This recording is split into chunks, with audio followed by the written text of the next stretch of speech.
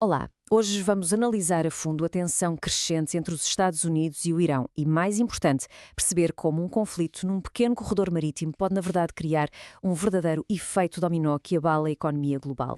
Estamos à beira do desastre. Estas palavras pesam, não é? Com uma trégua tão frágil a chegar ao fim, o mundo está de olhos postos neste ponto crítico. E as consequências? Bem, essas podem chegar a todo o lado, desde os mercados financeiros até ao preço que pagamos na bomba de gasolina. Para percebermos o verdadeiro alcance disto tudo, temos de começar pelo epicentro da crise. Uma faixa de água muito estreita, mas absolutamente vital, chamada Estreito de Hormuz. Pensem neste estreito como a principal artéria do petróleo mundial. É um choke point, um ponto de estrangulamento. Quem o controla tem na mão uma torneira que pode abrir ou fechar uma parte gigante do fornecimento de energia do planeta.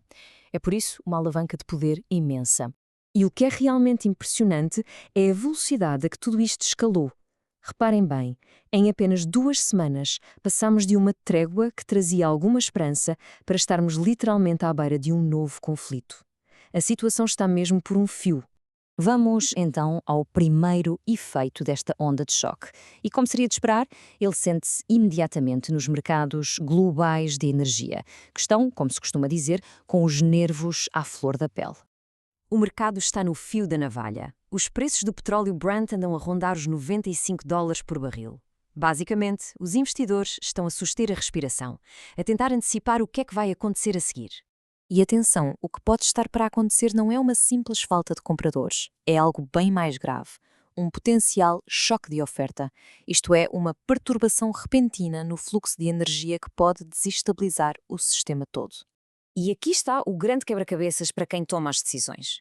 É que um choque de oferta é muito, mas muito mais difícil de resolver do que uma crise de procura. Põe os bancos centrais numa encruzilhada. Ou combate a inflação, ou apoia o crescimento. Fazer as duas coisas ao mesmo tempo torna-se quase impossível. Ora bem, no meio de toda esta instabilidade e caos, surge uma pergunta, no mínimo, desconfortável.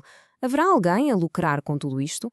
Há relatos que apontam para um padrão, no mínimo, suspeito, de negócios feitos nos mercados. Estamos a falar de apostas de centenas de milhões de dólares feitas minutos, mesmo minutos, antes de anúncios oficiais. Isto levanta, claro, a séria suspeita de que informação privilegiada esteja a ser usada para manipular os mercados e arrecadar lucros gigantescos. Mas a onda de choque não para nos mercados de energia. Ela continua e expõe uma vulnerabilidade económica profunda que já existia, especialmente aqui na Europa. Esta é a dura realidade por trás do suicídio económico que a Europa está a sofrer. É uma frase forte, eu sei, mas a verdade é que esta crise energética não é um problema novo. Está apenas a pôr sal numa ferida económica que já estava aberta há algum tempo. E os dados do FMI mostram uma realidade que é francamente gritante. A economia dos Estados Unidos é hoje significativamente maior do que a de toda a União Europeia junta. Sim, o número é este, 50%. A economia dos Estados Unidos é uns espantosos 50% maior que a da União Europeia. E o mais incrível é que, há 16 anos, as duas economias eram praticamente do mesmo tamanho. Foi uma mudança dramática. E esta diferença toda resume-se, em grande parte, a uma estratégia fundamentalmente diferente. Os Estados Unidos deram prioridade à inovação e criaram um verdadeiro boom tecnológico. Já a Europa focou-se mais na segurança e na regulação. O resultado é que a economia europeia, mais dependente de energia e menos dinâmica, é atingida com muito mais força por uma crise como esta. Bem, já vimos o lado económico, mas vamos agora espreitar os bastidores, para o complexo xadrez diplomático que está a ser jogado para tentar resolver este impasse.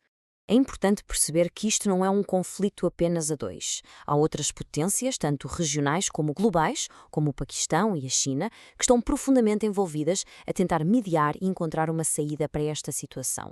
E esta tabela mostra na perfeição o fosso que ainda existe. Sim, há sinais de que as partes estão a conversar, mas nas questões centrais, nos prazos, no controle do programa nuclear, na segurança a longo prazo, as posições continuam muito, muito afastadas.